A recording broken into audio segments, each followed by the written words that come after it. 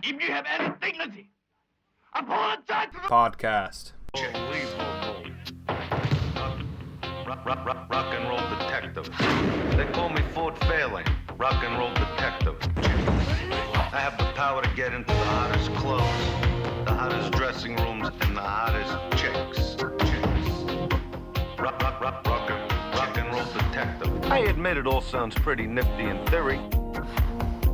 Then why am I here? They offered me cash.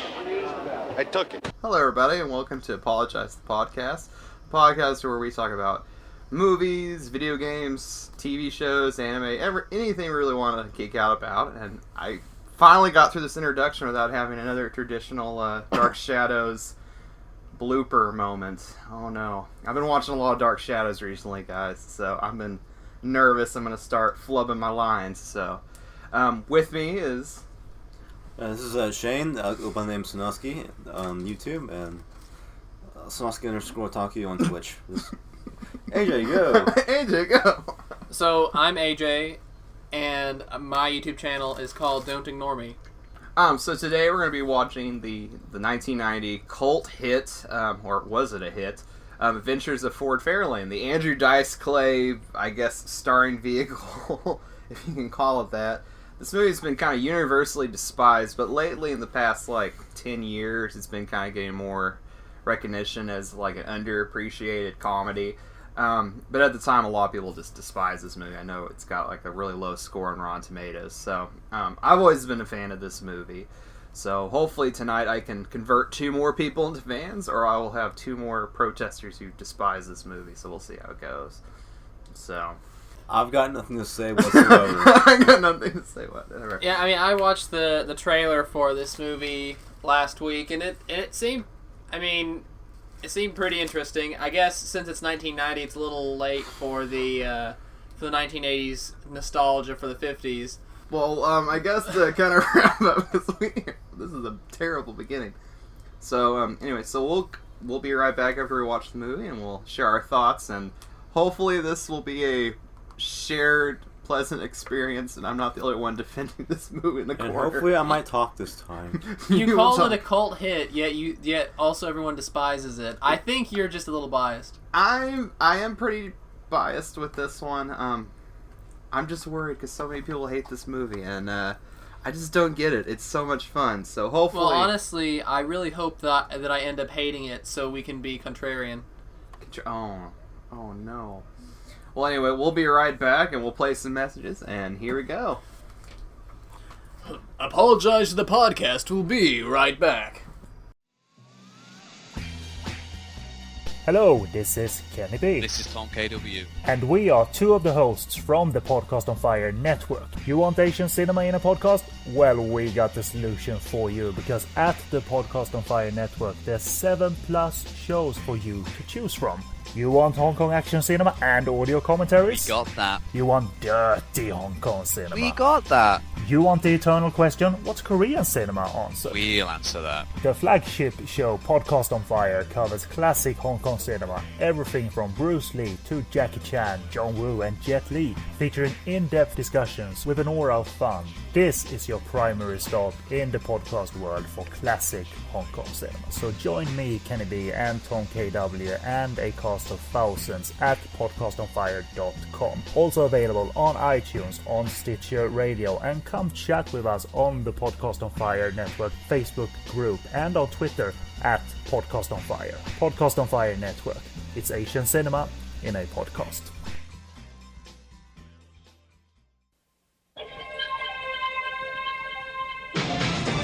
To his clients, he's the greatest. What is it they call you? Mr. Rock and Roll Detective?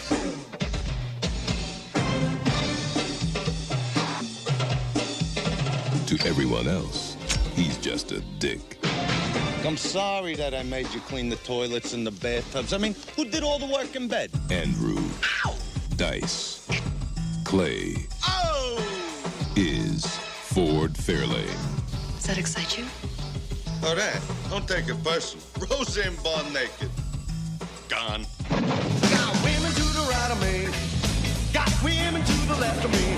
I got Ford Fairlane, featuring Priscilla Presley, Sheila E., Ed O'Neill, Robert Englund, Tone Loc, and Wayne Newton. Yes, Wayne Newton. I dedicated my life to making sure that this industry is so disgusting that would have to self-destruct. I even spit in the punch bowl.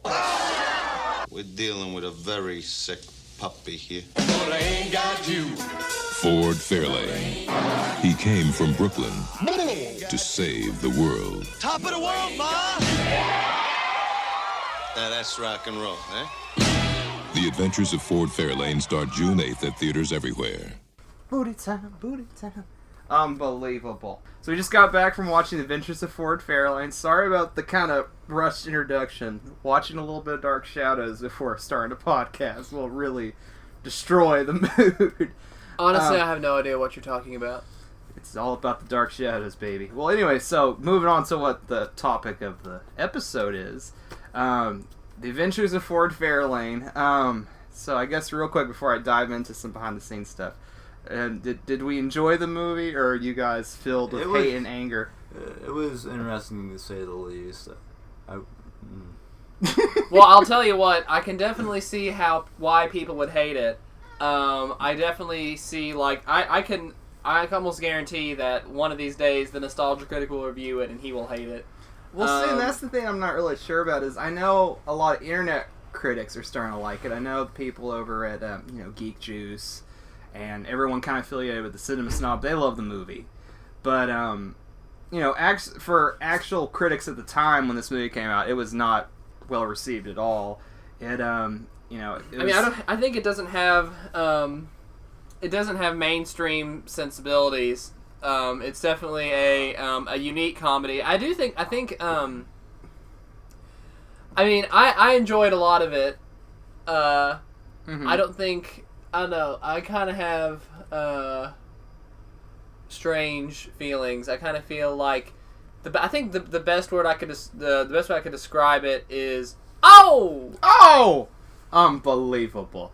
And that's another thing. This movie is unfriggin' believable. Oh man, I feel like this whole episode will be devoted to sound clips. But I guess I'll go ahead and get the negative press out of the way. This is, I guess, to justify our name for the show. This is a movie I do kind of make amends for and apologize for, because I can see on the surface level why people have a problem with it. But the first little bit of the trivia before we dive in the plot is, this movie was bashed by everyone. The budget was probably, it was around like $40 million, and it only made back like 20. So it made only half of its cost. Oh, wow. And, so here's just a sample of some of the negative press the movie got. We got, on Rotten Tomatoes, it still holds a 29%, and Roger Ebert, when he was reviewing the movie, he does like a 1 through 4 scale. Yes. He did a 1 out of 4, and Ebert actually called it loud, ugly, and mean-spirited, which I can kind of see that. And it's also a notorious, Razzie Award winner. It was the worst picture of 1990, and it got the Golden Raspberry Award for worst picture. So I disagree with all of that, but that's just kind of setting up the spies it got. But anyway, so I guess basically due to the plot real fast, it's in the tradition. What's clever about this movie is it kind of subverts a lot of what people would feel about it. It's pretty much a classic told film noir story, like The Big Sleep or Monty's Falcon, where it starts out in flashback and there's a lot of overhead narration, or if you want to, you could say like Godzilla King of the Monsters, where it's told in flashback with the protagonist, in a central part near the climax of the story. Anyway, we meet Ford Fairlane, played by Andrew Dice Clay, who's a rock and roll detective, and he's sitting on the beach and he's talking about this case he just finished. After dealing with this redheaded Rapist.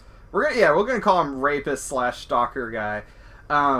After he, gets him and has to, deal with that and turns him in, he gets paid by the group, the Pussycats, with a golden watch. And of course, what sucks is everyone's paying him in gifts. All these rock stars, all these musicians are paying him in gifts instead of money. Why doesn't he have to be paid up front?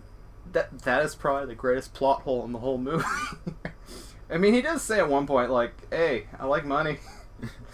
But so anyway, so he has to take this another case by a friend of his who's actually a very hot DJ in LA at the time, Johnny Crunch, played by Gilbert Gottfried. Which I was gonna say Gilbert Gottfried. He's not hot.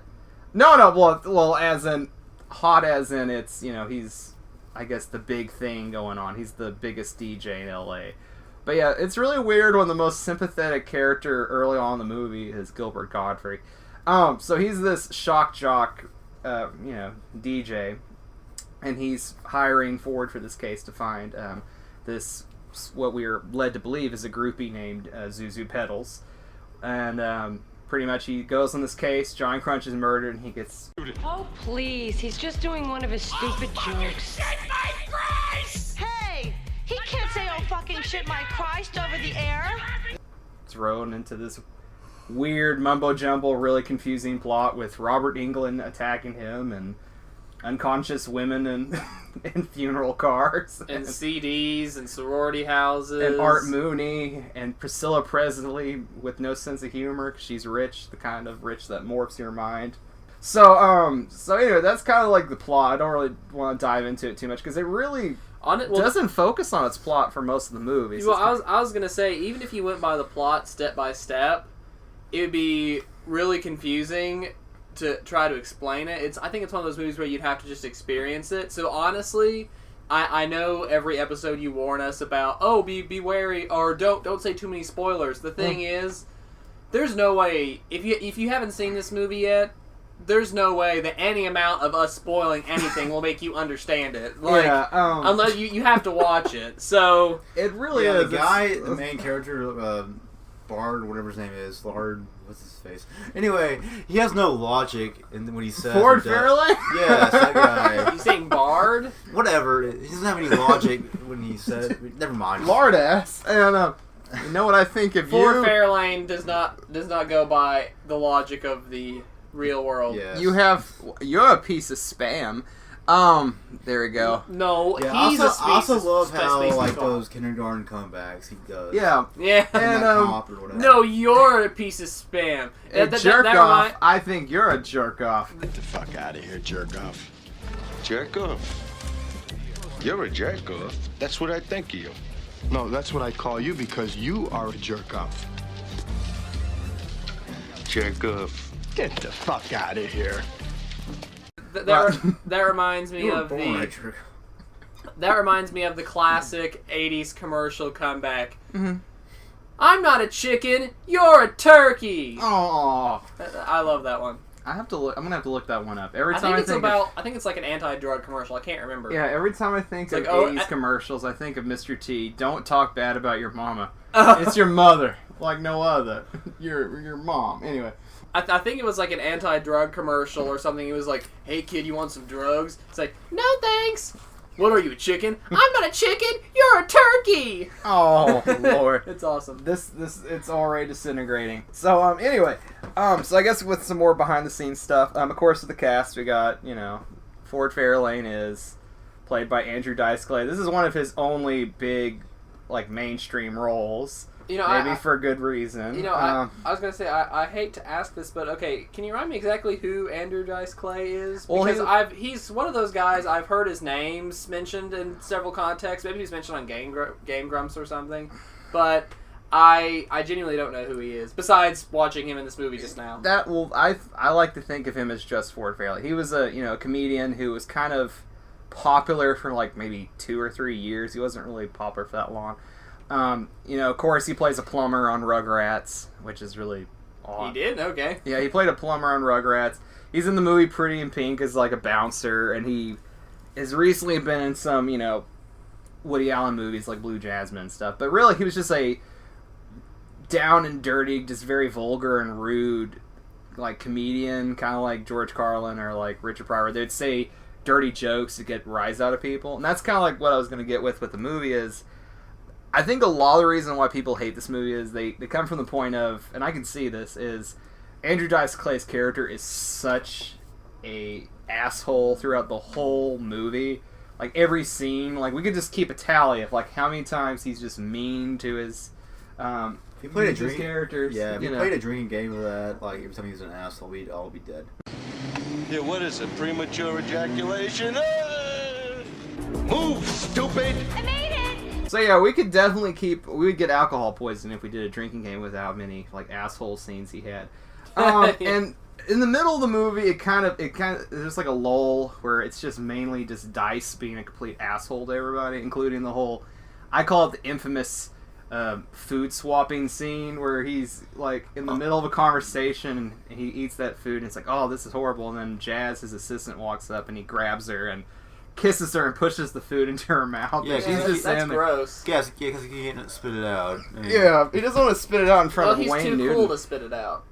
Yeah, that wouldn't be. Oh, and doing what he roll did was cooler. Yeah, and what he did was cooler. No, well, yes, actually, yeah. I would say that within his own strange logic, that is much cooler because you get to kiss a woman and get rid of your gross thing in your mouth. I feel like there's some deeper logic behind this. So, going back to the cast, because I don't want to be stuck on that point forever, is, so yeah, we got Andrew Dice Clay. This is really about it. He did a couple, like, direct-to-video movies, including one called, like, Brain Smasher, and I really just don't know that much about Andrew Dice Clay. This is, like, the top pinnacle for him. I know after this movie came the out, top pinnacle, but everyone hates it. Yeah, everyone hates this movie. So it comes from the fact that a lot of people just don't like his character, while the reason I enjoy this movie is I view it kind of like Big Trouble in Little China, where it's like the protagonist, who you're supposed to be led to believe is your protagonist, is pretty much has the role of a side character, a supporting character, like comedy relief. And like the whole movie's joke is he's an asshole, so that's why I'm with the movie, because it's so ridiculous. You can't take this movie seriously. Very okay, true. One scene you got, like an actual like murder with, Gilbert Godfrey being killed on the air. And then you cut to, Ed O'Neill, who shows up as this cop. Ed O'Neill from, Married to Children. He shows up and he's this detective who used to be... Booby time? Yeah, he used to be a member of a band called Disco Express, which, oh my god, I need to get that actual album, because that sounds awesome, because I'm a big disco fan. Booty time, across the USA. Booty time, hey, hey, hey. Booty time, across the USA. It's booty time, yeah, yeah, yeah. Anyway. Wait, what? Is it a real thing? No, like just that sound clip. Oh, the sound clip. Well, booty time. I thought you were saying like the Disco Express CD. I thought that's what you said. I'm like, there's no way that's a real thing. It could be. Yeah, this movie is littered with music references. But anyway, so I mean, if you view the movie thinking, oh my god, he's an unbearable ass, I hate his character, then I can see why you could dislike the movie. But I go in it thinking, okay, he's a terrible character, but the comedy comes from, oh my god, he's such a terrible character. I'm laughing at him, I'm not laughing with him. Except for a couple moments, like when they're falling off the Capitol Records building, and it shows a close-up of his face, and it's swirling. It's like, oh, my hair! Yeah, that was hilarious. I did crack up at that, because it's just like... My hair! Oh, I'm doing John Travolta impersonation. My hair! And his hair was fine. It wasn't even moving. His hair... He had Roger Moore hair. Yeah, exactly. He has, like... It's, like, glued to his head. It's not moving anywhere throughout the whole movie. Yeah. It stays the same. So, that's Dice Man. Also in the cast, we have Lauren Hawley, not Hutton. Laura Hawley as Jazz, his assistant, who is... Oh, man. I have a crush. I'm going to have to start a fan club for her. She is just gorgeous in this movie. Also, this movie is famous for having a lot of music celebrities as cast members. And we have, like, supporting characters like, Sheila E's in the background. The Pussycats. And, you got the girls who are the Pussycats, which is, reference to Josie and the Pussycats. Of course... The villain is Wayne Newton, who, I mean, did you guys actually think he was a good villain when it was revealed that Wayne Newton was the villain? Yeah, I mean, I thought he was pretty good. I thought he was pretty sinister. I thought if he would have been playing that completely he shot a woman in cold blood as soon as he found out, so... Yeah, it's like, oh no. But I think he's, like, legitimately menacing, and actually he's probably one of the better actors in the whole movie. And then, of course, we got Priscilla Presley, who was, married to Elvis Presley. And, of course, I'll remember her forever from the Naked Gun movies. She's Frank Drebin's girlfriend. Do you remember the Naked Gun movies, AJ? Yeah, I do, but I don't specifically remember her in it, but... Yeah, she's the main love interest. I just don't pay attention enough to women anyway. So, and she's the main love interest in those movies. Which one was the main love interest? The redhead? No. Blonde? Colleen, yeah. The one who died. She's that too. lady. Yeah, the one who died. You said the main artichokes, aardvarks. He's shipping aardvarks. Julian smuggling aardvarks into the country. Art. Artichokes. Art. Mooney. Stupid. You said the main love interest, and I was like, the main love interest from the Naked Gun movies. Well, the thing is that Ford Fairlane doesn't need a main love interest because he's surrounded by women to the left, women to the right. He has Stanley women everywhere, and plus he needs to take care of Stanley. So he has to take care of his Stanley's his penis. His power drill. Yeah, there we go. Although I will have to say that I really don't think that his drill is going to be the drill that will pierce the heavens. Sorry. Gurren Lagann. Oh, wouldn't that be great if they did a bridge series of Gurren Lagann and they actually got Andrew Dice Clay to dub the drill? Oh yeah, that's that would be incredible. No. Yes. Can you imagine Andrew Dice Clay as Kamina? Yes. That would be awful. Oh man, I would watch it. Anyway, so also in the cast we were talking about earlier, Johnny Crunch is Gilbert Gottfried, who, for the most part, is probably one of the most sympathetic characters in the movie until we get until we get to this movie. I'm just gonna say every scene's the infamous scene, but of course the scene that will stick with me in my nightmares is when they get on his boat, the Mighty Penis. His they find a sex tape between him and Colleen, and he's playing a dog wearing a cape. I'm just like, oh no. What a fetish. I'm a people. I'm a bad people. Where's my queen, Colleen? Go, Gilbert Gottfried. Shane, you just looked so disturbed by Gilbert Gottfried. Although I will say about his character... I will say about his character, he wasn't, in the movie too much because he gets killed pretty early on. But I was surprised that, at least for one scene, he had almost like a semi-normal voice. Only you're the detective and I'm just a regular dick. Yeah. I'm just like, that was the first time I've actually heard Gilbert Gottfried not doing his, the Gilbert Gottfried voice sound, or at least not doing the exaggerated form of his voice. Yeah. It's pretty funny. I mean, the two most haunting Gilbert Gottfried moments I'll have in my lifetime is him, the sex tape in this movie, and then Return of Jafar, where he has the sing-along song where he's the Lago, the talking parrot, and he has a sing-along number song, and he's singing. Yeah. And it's him with a very exaggerated voice going, I'm gonna take care of me. Like I remember that. That will haunt me in my nightmares. Was that the second or the third one? That's the second movie. Sorry, Shane, go ahead. Yeah. That's alright. I think a scene that really stood out for me was the one with the koala. Where they freaking lynch him. Oh, they lynched the koala. I thought that was really ridiculous. A, why'd they have to kill it in the first place? Two, why that way? Why lynch it? You just shot the thing. I'm just like... Yes, go ahead and say one of the greatest moments in this movie is the obviously fake koala that gets murdered.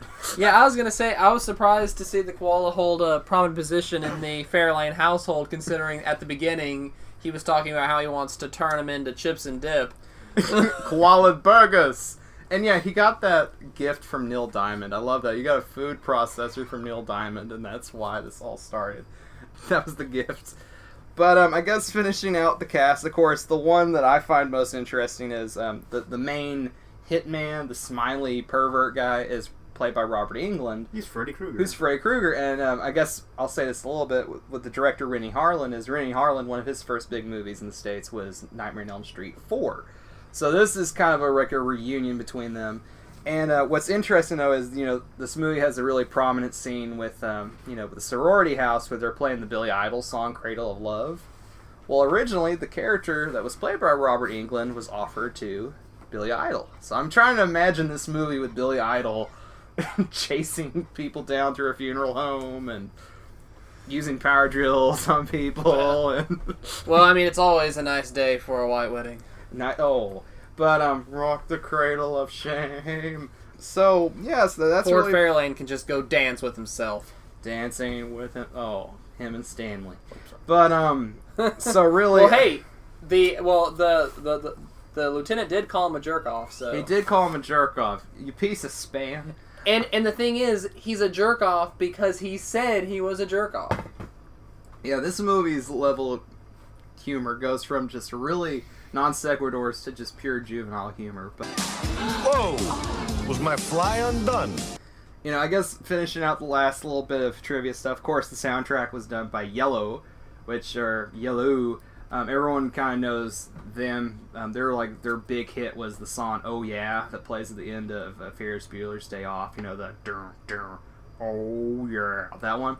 They did the music to They this? did the soundtrack to the whole movie, which is why I think the soundtrack is incredible. Like the chase music where they're running from the house on slow motion on the sand on the beach.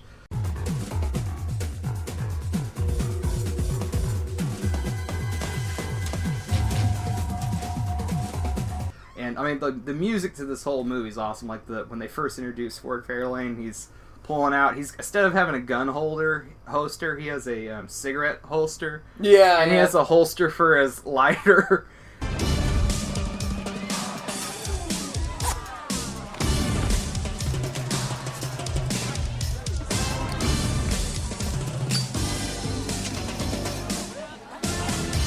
And he's, of course they're making fun of him, in the 90s. Oh, no one smokes anymore.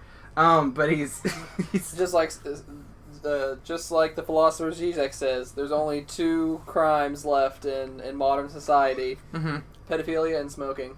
Wow, that got dark. Wait, what? That's what he says. Wow, so Ford Fairlane's a jackass then. And of course, the last bit of trivia. Well, actually, not last bit of trivia. One little weird thing is, the beginning of the movie with Black Plague. One thing I noticed that was kind of funny was I looked up on IMDb. They said that the opening concert of the movie took place at the Red Rocks Amphitheater in Colorado. And rewatch the movie, it's very obviously Colorado.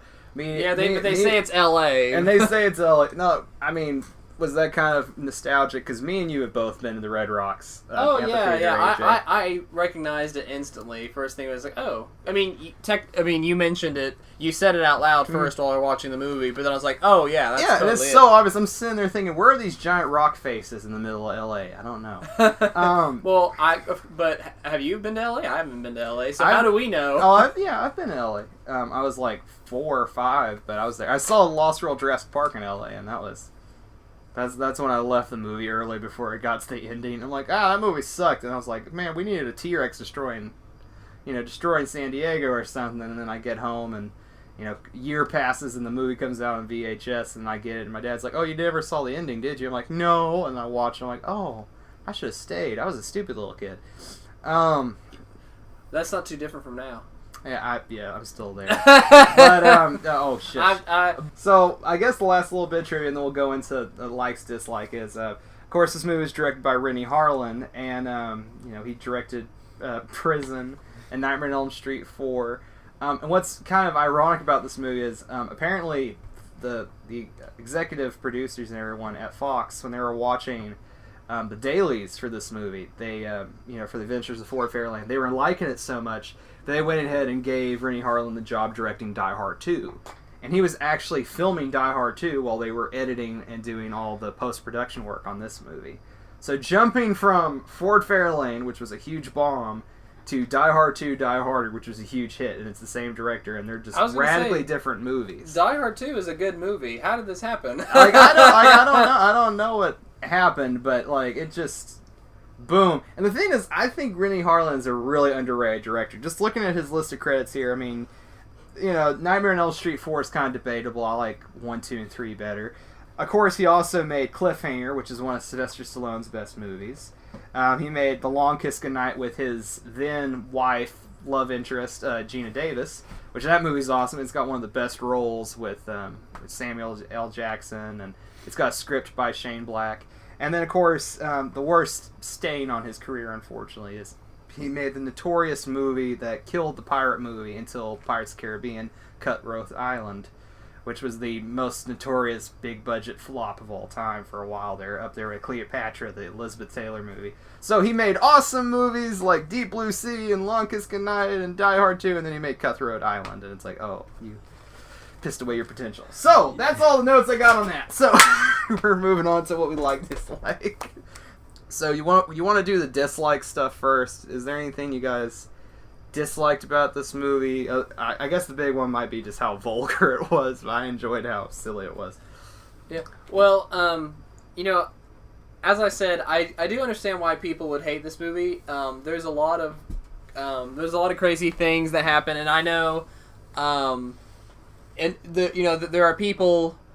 I can see mainstream audiences walking out of this being like, "What the heck did I just see?" It's kind of the same. I would say it's probably the same group of people who said that They Live has bad acting just because it's because it's They Live, I wouldn't really go that far because They Live had, I guess, more on the surface redeeming characters. This one doesn't really try to hide it. I'm not saying that like.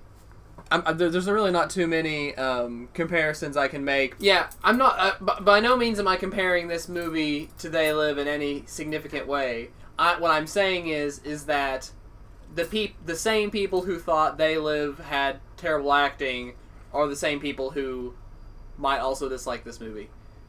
That's a random hypothesis, but yeah, I can kind of see that. I think the big thing is, so I think the big thing with this movie is, it's the the 80s / early 90s-ness about this movie, but I think what a lot of people disliked was they were going in expecting like a serious action movie, because this came in 89, 90. This is like a huge time for movies. You got all these big budget movies like you got Die Hard, you got Lethal Weapon 2.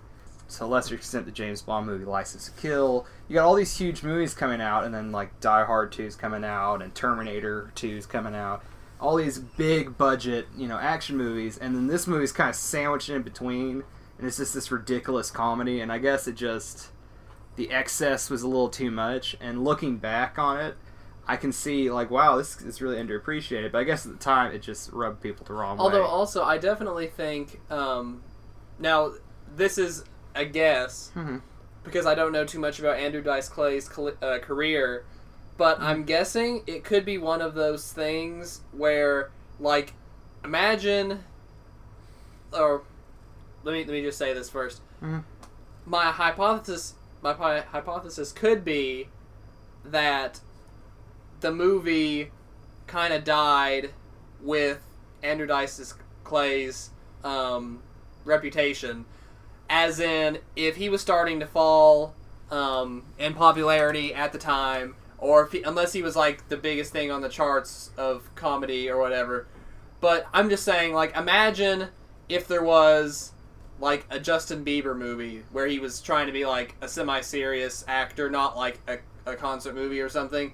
But there'd be a huge group of people who would be like, "Oh, I like his stuff" or whatever. But then there's also like the mainstream. Tends to roll their eyes at Justin Bieber. So I think that could be the same thing with this. Like, by the time 1990, people might have been rolling their eyes. But then again, I don't know. I wasn't even alive, so... I just had a horrible thought bubble where you were saying that. Speaking of Justin Bieber, you got Kyle Troy in this movie with the "I'm gonna be the one to." Anyway, but yeah, that was. I guess one thing that you kind of noticed was you were making jokes when watching the movie with you're tearing me apart, and then you added in the Lisa thing. I would say that, I guess going on what you were saying with, I guess, a movie being killed with their career, I think this is kind of like one of those like one-hit wonder movies where it's kind of like, I would compare it to like Tommy Wiseau in The Room. And you have a movie that is so synced up with someone's personality, and it's just like this glorious train wreck of a movie. I mean, I enjoy Adventures of Ford Fairlane way more than The Room. But I'm just saying, it's a similar case of you have a personality who is deeply involved with this film, and it's like their personality and the movie are so intertwined that it's just like they're kind of the one. Oh, okay. So any other things with bad? So, what were we getting back? We were going with the bad. So, was there anything else, like, you were saying kind of like with the character, but was there anything that you legitimately, like, just disliked about this movie, AJ? For one, I guess one thing is that the plot was definitely kind of confusing. It didn't really fall together until the very end, and even then it was kind of, like, wonky. Not to mention, well, this almost kind of goes into the good, but, like, there were a lot of plot threads that were going on, and, or, like, there was the main plot, but then there were, like, 3 or 4 different subplots, and many of these subplots we didn't even know were subplots. You know, there's the art, like, here's some of the, like, the list of subplots. The Art Mooney thing, the kid's father, the, I guess those are kind of the main... The Zuzu Pedals thing going on. Zuzu Pedals, like, she kind of goes in and out, like, throughout the movie, she kind of goes in and out of importance. Well, actually, I'd kind of disagree. As soon as you discover who she is, they kind of ask her, oh, hey, who are you? And then it's kind of... It switches over to the whole the CD plot point, and it's more of they're just so annoyed with having her with them throughout the whole movie. Most of the comedy comes from, God, Zuzu Pedals, you're a moron. Like, every scene begins with someone just going, God, you're an idiot. Shut up, you know? Yeah. But like, there's lots of those things, but they get introduced and resolved kind of randomly. And really... I think this one is definitely kind of a ride.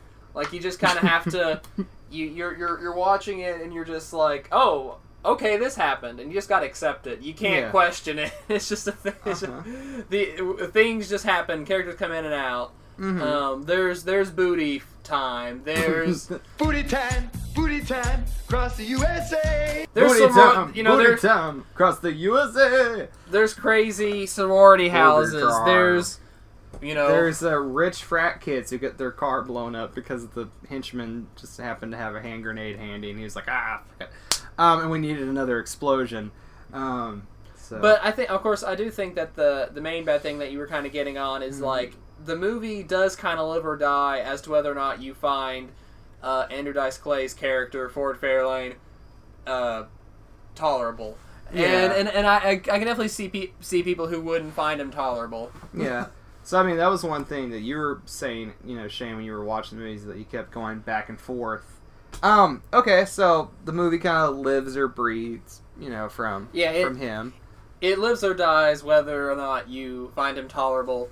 And for me, actually, I do think this movie fits in pretty well with my sensibilities. There were definitely some laugh out loud moments. Yeah, most definitely. Probably one of my favorites was at the end. It's like, did you find my father? I got some good news and bad news, kid. I'm your father. It's just like that. That was hilarious. Did you find my dad? Unfucking believable. I got some good news, and I got some bad news. Good news is I found him. Bad news, it's me.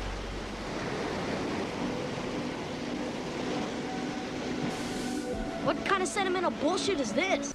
And he's wearing the Flintstone ring, which is another just odd plot device. Like, is it the Flintstone ring, and then you hear yabba dabba doo, and it's just like, oh my gosh, like, I can't believe they did that. The ring! The kid! It's the kid's father! I can't! You on for the Tooth Fairy kill! Kill! It's a long story, you know the kid? Oh, the kid! With the ring, the Flintstone thing. Yeah, the nice kid I hang with. That's just crazy. And then, of course, the cartoon moment where they actually book the rings together and this little white spark pops up. Yeah, that's very cartoony. Actually, that's the thing. This movie is basically like a big live-action cartoon, basically. Oh, yeah. Imagine if the Warner Brothers, instead of having clever writing, they just had a lot of vulgar, like, middle school-sized jokes, which... I saw this movie when I was in 5th grade, so that's probably why I have so much love for it, but anyway. Well, I think that's a good point, because I do think that a lot of Andrew Dice Clay's humor in this, like his character's humor, I definitely would say it'd be like a middle school version. Yeah, what is it? Premature ejaculation?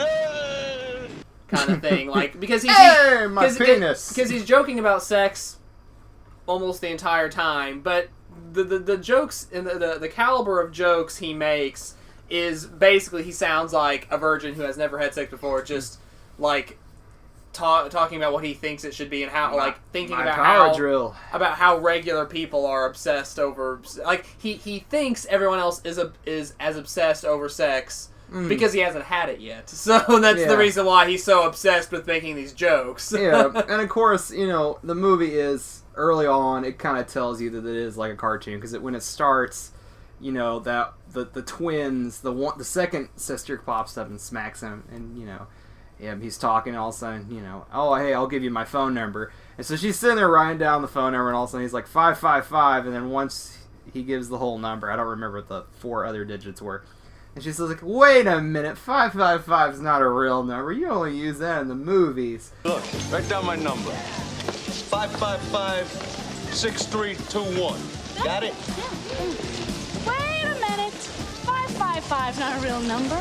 They only use that in the movies. No shit, honey. What do you think this is? Real life? What do you think this is? Real life? Yeah, and it's like, what do you think this is? Real life? And some meta jokes. So right from the get-go, meta jokes before Scream. Scream, yeah. It's not the only time they broke the third wall. Because I remember, in the last part, it was like, "Oh, you think we killed a koala?" And sitting there, sipping out of a martini or something. What? You didn't really think we'd kill the fucking koala bear now, did you? Sitting there with the, and of course, there's so many quotes in this movie. I would do, until into my time, just pick up the phone. Hey, hit Cater or Pater, or hit Pater or Cater.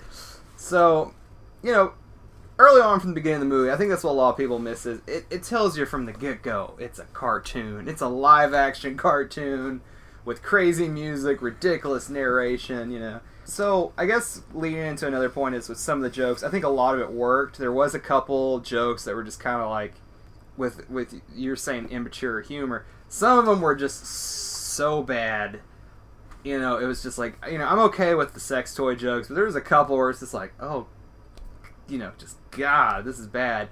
Was there any just repulsive jokes? Because there's a couple I was going to bring up, but I'll see if you had the similar ones. I'm sure anything they said, I've heard something way worse, so I was pretty cool with it. Oh my God, are you like Colleen?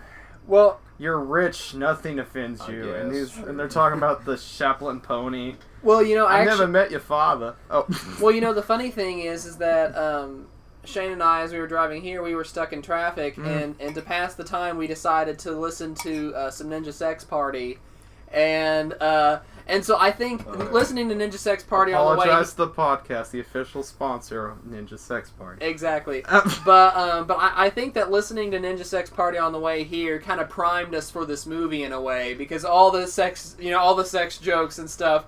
It fit. I think it fit pretty well with this movie. Yeah, but was there any of the jokes that were just horrible, and you were just like, oh God?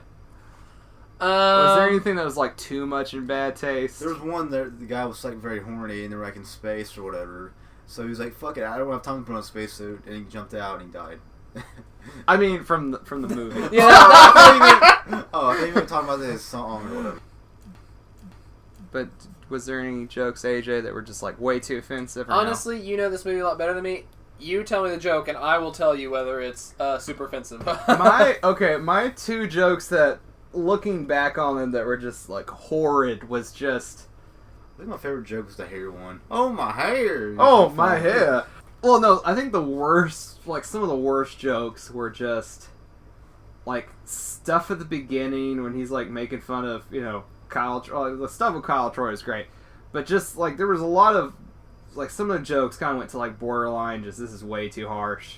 The whole thing at the the Colin estate where they're talking to Colleen and he's just being a complete asshole. He's talking about the burgers in the throat. I think the whole moment where he is sitting there going, "Hey Jazz, I wanted you to look nice, not nice." Oh yeah, he hit him in the boobs. He smacks her in the boobs, and then later on he does the whole thing with the food and switches them out. It's okay though, because they get married at the end, so it's all good. Do they get married though? We need a sequel. I don't think that's Ford Fairlane style. Well, they end up together at least, anyway. Yeah, they did end up together, but I'm just saying that, like, the abuse that Jazz goes through in this movie, Zuzu Pedals is kind of worse. But she gets thrown out the window. Yeah, she gets thrown. Oh, one of the best lines of the movie. If either one of y'all has a son, I hope his dog dies. It's like, what? If either one of you ever has a son, I hope his dog dies.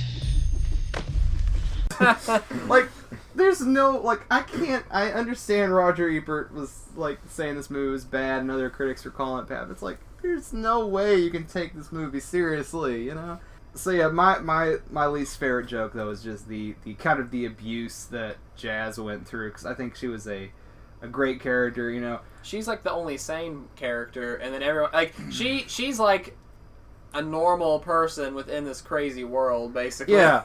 Everything about this movie is like, and there's so many just random moments that just make zero sense. Like, you know, it starts off.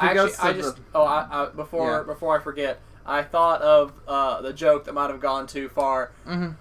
When he's in the hearse, or when he's in the funeral truck. The blowjob joke. Yeah, and the dead girl and the dead girl lands on his crotch, and he's like, "Oh, this is great." Oh wait, never mind. Yeah. And then on second thought, yeah, and it's just like, I mean, come on. That shows he's prime jerk right there. Yeah, that got pretty dark. Yeah, what are those two guys who were like, in the car, like boning the chick too? Yeah, the whole joke was they're morticians and she's pretending she's a corpse, and it's just like, oh, it was so like that joke was just horrible. Necrophilia jokes, why? You know, and of course we had the bestiality joke with the whole Sheplin pony. You know, I never met your father. I've never met your father. I didn't catch that. Stanley.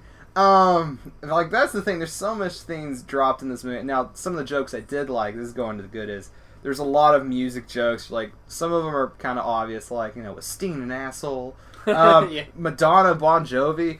But there was like a lot of like one-liner jokes that were song jokes, like "In-A-Gadda Vida, baby," and then he gets set on fire. You know, there was just a whole bunch of, you know, crazy stuff like that.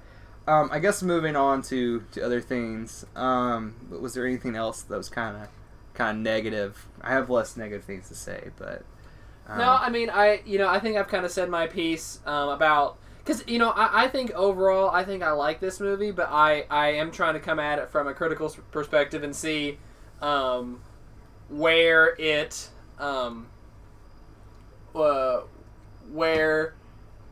wouldn't appeal, and I'm trying to understand the other side of the people who hate it. Mm-hmm. And as I've said, I really think that it kind of it really depends a lot on your sense of humor, and it depends on your. And how tolerable, like if you can handle jerk main characters. Yeah, that brings up another good point. Is now, I thought it was hilarious, but this could be another joke that went too far. When Colleen gets shot, and it's like this dark moment where she just got shot, her blood's everywhere, and she's dying, gagging, and she's trying to say and he's just like aardvarks. he's smuggling aardvarks, and he's like artichokes. And she's like, "No, stupid." No, stupid art mood. And it's like it comes out of nowhere. Man, Ford, you're just being an asshole to this dying woman. Yeah. and they're sitting there, you know, like, oh, don't torture her. And we all kind of looked at each other like, yeah, if they start torturing Zuzu Pedals, I don't really think he's gonna miss any sleep over it. You know. Or when she's getting ready to fall off, he's just like, oh, well, if you don't survive, at least I'll make it. And it's like, oh, that's just terrible. Come on, it's alright if you fall. I'll make it. So, you know, I guess going on to the good things, I think this movie visually is so impressive. I mean, the lighting, just all the cinematography is great. The creative use of editing. I think, honestly, like on a purely visual level, this movie is just gorgeous. And of course, what's aided by that is, the yellow soundtrack. Was really good. Did you guys kind of like the look of the movie and the soundtrack? Well, I definitely like the soundtrack. There were at least 2 instances in the movie where I actually thought to myself, like, oh, this is a really good soundtrack. I can't remember the first instance, but the second one was where they were on the Capitol Records building, and that kind of fight scene there. Yeah, the Zumba like music.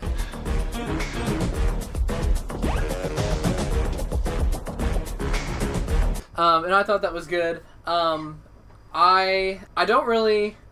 I'm not really sure I would call this like visually impressive. I didn't really see anything that the that sunset really... at the beginning during Magic Hour, where he's sitting there looking at the ocean, and it's got all the pink and orange mixed in. Yeah, I guess that looked pretty nice. The highlights on their hair, it's like this like dark blue, and the smoke and stuff coming in the windows.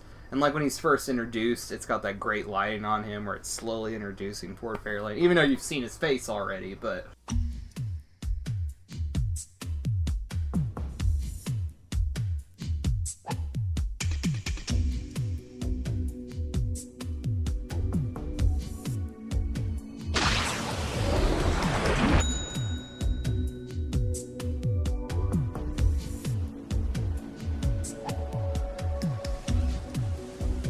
They call me Ford Fairlane, rock and roll detective.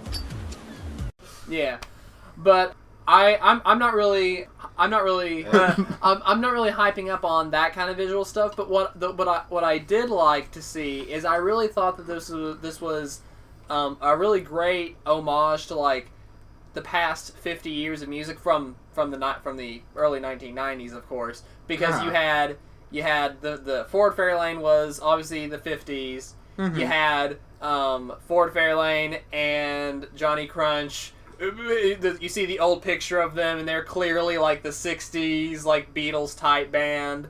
And then you have, Disco Express. You have the 70s, and then booty time. You have, Black Plague, the hair metal of the 80s. Yeah. And then you have, the rappers of the early 90s doing all this stuff. So really, you have all this represented. And I don't think I've seen a movie that kind of, paints homages and parodies to all these different types of music from all these different eras. Oh, yeah. And I really thought that was really cool. So I think style-wise, like that's what visually struck me, not necessarily the stuff that you're talking about. Not that that's not good as well, but I didn't. Oh yeah. This is what struck me more. And that's the thing. It's like there's times where going to music, but I guess going back to visuals is like this movie. Like at times it looks like a wannabe Tony Scott movie. Like there were scenes in that movie that looked like they were out of Top Gun or The Hunger, or like some Michael Mann movies like Thief or Manhunter. It's just like it's a visually beautiful movie. I'm not really sure if this falls under good or bad. Are you talking about the sorority scene? Was that the visually beautiful scene for you? No, I love how like it seems like it was. I feel like the whole genesis of the sorority house scene, other than they wanted to do a music video tie-in with Billy Idol for Cradle of Love, is. That whole scene, I'm looking back on in my head, other than thinking, "Oh my," is I feel like, oh yeah, cleavage galore.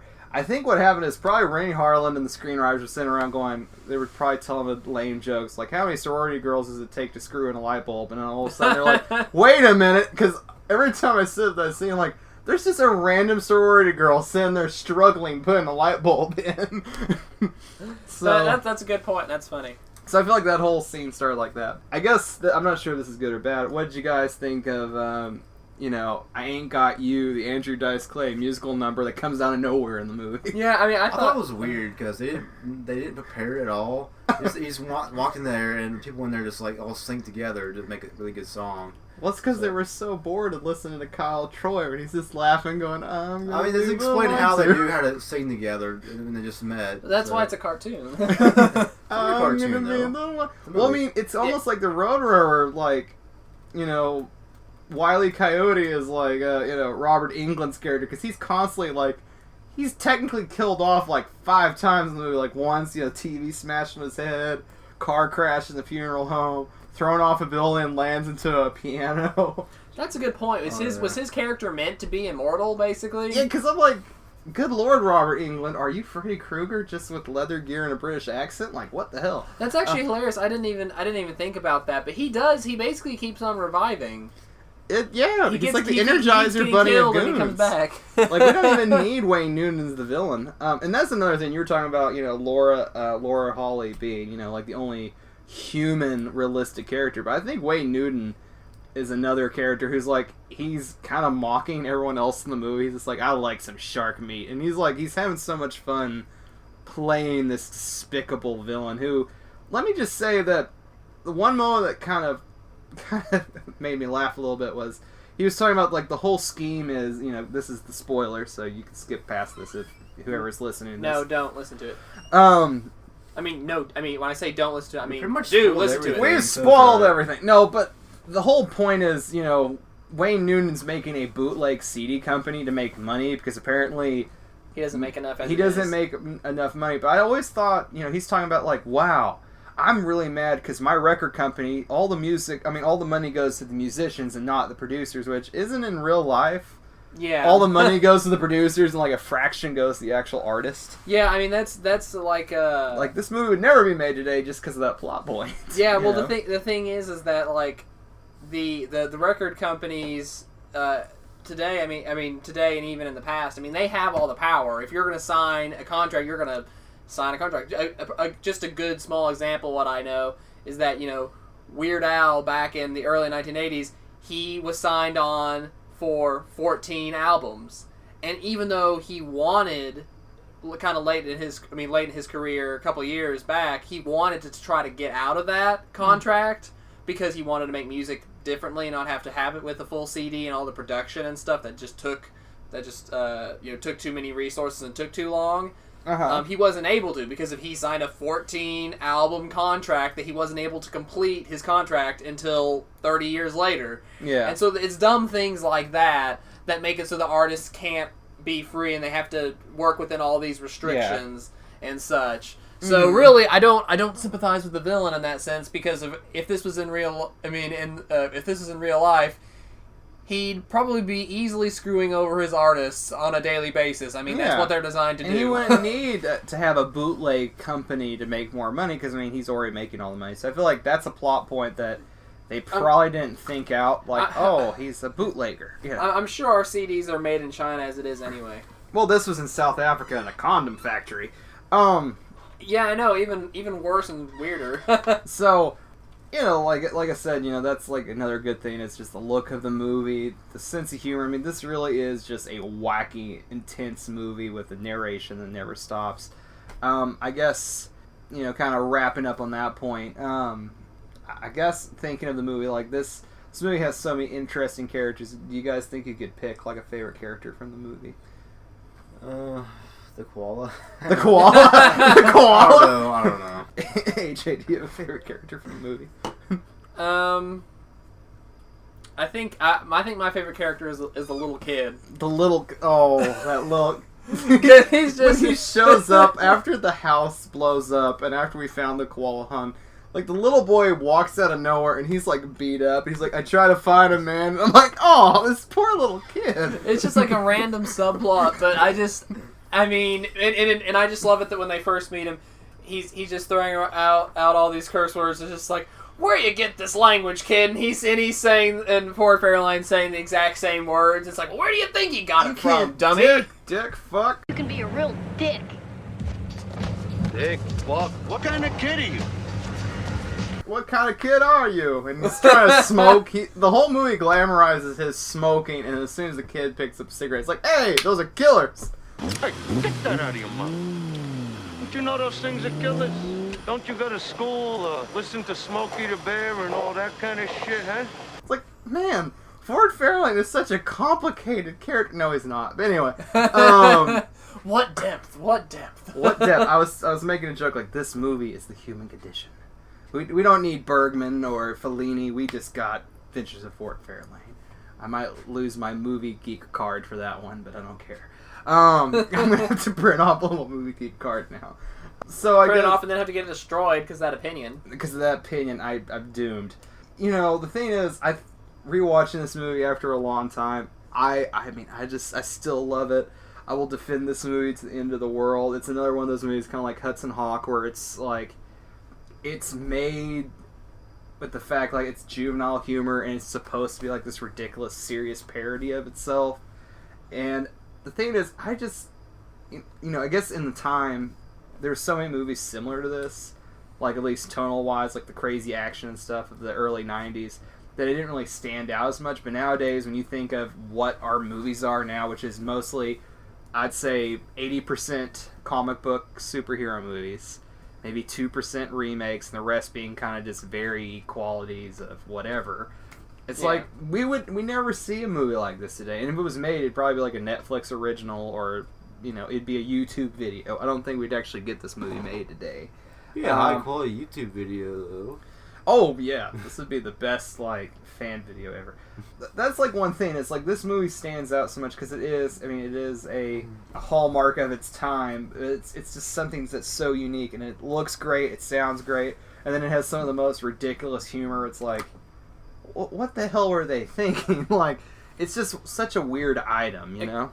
Well, to its credit, it kind of reminds me of Loaded Weapon 1 in some aspects. Yeah, some of the visual jokes and such. Except that was a direct parody of something. This doesn't really derive from anything. This is its own beast, and very true. I respect it from that, especially when I've been, kind of, I guess I've become cynical with, the majority of stuff that comes out, where the most exciting movies in 2015 are, a fourth movie in the Mad Max movie series, a fourth movie in the Jurassic Park series, and news of the 31st or 32nd new Godzilla movie coming out in Japan. Like, when that's all I got to look forward to, that tells you that this is something that's really unique. I think Hollywood's running out of ideas, really. And if they remade this movie, it'd be gutted down to like a PG-13 or something like really dumb, and it'd be like a kid's movie. It's like, hey, look, rock and roll babysitter. Like, oh god. Although one good thing about this movie, though, and I know we're kind of wrapping it up, but one thing I liked is that they did have several subplots that they introduced throughout the movie, and I like that they actually all wrapped up at the end. Oh yeah, where it's like every joke that seemed to go nowhere at first actually had a resolution at the end. That I can actually give it credit for. Like the writers of the movie actually did think to connect these dots. Like the subplot with the kid, the Sam the sleazebag, the redhead guy. He actually becomes a well-adjusted person, and he's actually like a male groupie who's like a member of the Pussycats. Like he's like their roadie or like manager or something. He's just hanging with the Pussycats now. Which is ironic because at the beginning of the movie, he's this creepy fan. Yeah, he was actually I think giving him threatening letters or something. Yeah, saying he's gonna kill and rape him, and now he's like the manager. So they gave him retribution. I'm like, wow, that's so nice. Why? And the pay dirt with K dirt thing actually resolved at the end. And the koala comes back to life. That's the one part that I didn't like. That creepy guy was the manager. Why would you let him anywhere near you? He was reformed, though. He said he could be faking it, though. Why would you, on Pussycats or whatever, really big and famous, why would they care about the one fan that, But he must have been charming. Oh, that face? That face, though. And of course, even Ed O'Neill's police inspector guy who's with Disco Express, even he meets the producer, the famous producer. He's like, man, Booty Time's the only white disco song. And they start singing the song, and it's just like, even he gets a happy ending after being punched in the balls by Zuzu Pedals. Any final thoughts on you, AJ? Yeah, I mean, overall, I do think that I like this movie. I was actually hoping I would hate it so we could have a more interesting conversation. But, oh, there's not a way to have a boring conversation talking about this movie. I mean, after seeing it, I definitely think I agree with that. But, I don't think... I think in many ways this movie synced up with my sense of humor, and in other ways it didn't. So, in some ways it's kind of hit and miss, but there were definitely some laugh-out-loud moments, and there were some moments that were kind of either eye-rollers or just like, man, that was... kind of in poor taste, but yeah. But overall, I think it's definitely. I don't know if I wouldn't call it a cult hit, but I think a cult something. A cult something. I'd say it's underappreciated. A cult. Cult. Unbelievable. And yeah, that was that one song. The one song I forget who sings it, but the one that's like "You're unbelievable." Whoa! And they actually sample Andrew Dice Clay's.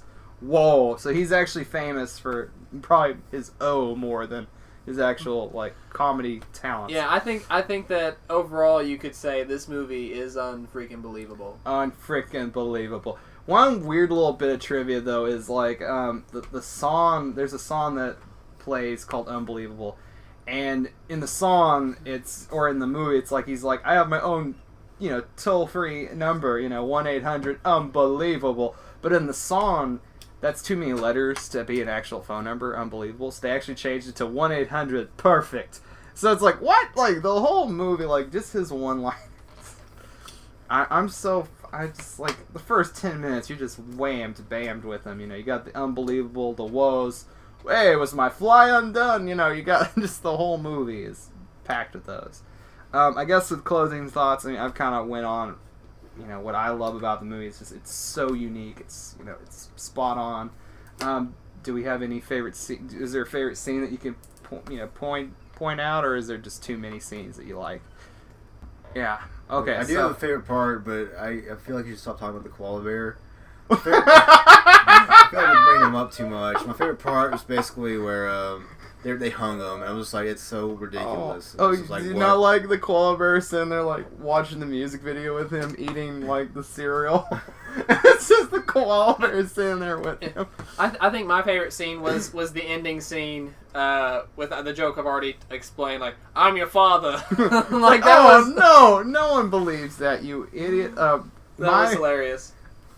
I'd have to say probably my favorite scene in the movie is just the chase sequence. It's legitimately good. Like the chase sequence on top of the Tower Records, building, where it's panning out, a helicopter shot, and he's just like, oh my god, and it cuts to his face. He's like, so that's really about it. So I guess doing contact info, I'm so glad that no one despised this movie. I'm so glad no one hated it. So we now have 3 fans of The Adventures of Ford Fairlane. I wouldn't say a fan. I wouldn't go that far. I guess. Oh, I knew it'd go I'd watch it negative. once and be done with it, I guess. You're a poet and you didn't know it. So, anyway. So I guess to kind of wrap up, contact information. We're still working on the whole blog thing. I got to figure out how to code and stuff to put the archives up there. But anyway, if you want to leave a comment, leave a message, like anything, I upload these episodes to YouTube. So at Jollyman22 on YouTube, you can unlike, you can thumbs down if you don't like it. Leave any feedback to the YouTube page. Also, we have a Facebook page, Apologize to the Podcast at Facebook. The YouTube, which is Apologize to the Podcast 1 at yahoo.com. So all that good stuff, and of course you can find the rest of my videos at Jollyman22. And where can they find all your info? So I'm underneath the name Sonosky on YouTube. It's spelled Sonazki. And on Twitch.tv it's spelled Sonosky_otaku, which is Sonazki_OTAKU. So AJ, where can they find you, man? They can find me at Don't Ignore Me. Oh! It's Christopher Walken. Oh, if they made a remake of this movie with him as the Continental, holy crap. So I guess we will leave you all with I really thought the remake a flop, so... It'll be a bigger flop than this one was. They'll be like, stop while you're ahead, Christopher Walken. Anyway, so I guess on a 1, on a 2, and a 3, we're going to do the O, okay? And a 1, and a 2, and a 3. Oh! Apologize to the podcast, would you? Booty time, across the USA. Booty time, hey, hey, hey. Booty time, across the USA. It's booty time. Hello, and welcome to a commercial for Hello, This is the Doom Show. I'm Richard. I'm Brad. And on the podcast that is known as Hello, This is the Doom Show, we talk about giallo movies, slasher movies, horror movies. We're going to interview Cary Grant live in the studio. We're going to interview Lucio Fulci in the studio, folks. We're going to put Cary Grant in the studio with Lucio Fulci. It's the interview you never thought would happen. I'm going to wear my Vincent Price slacks. I'm going to wear my Citizen Kane wristwatch and monocle. And now Brad is going to recite the Pledge of Allegiance in Portuguese. Brad, go. I don't know Portuguese. Go! Go! Stop hitting me! You're a natural actor. Yeah. You can listen to us at Hello Doomed.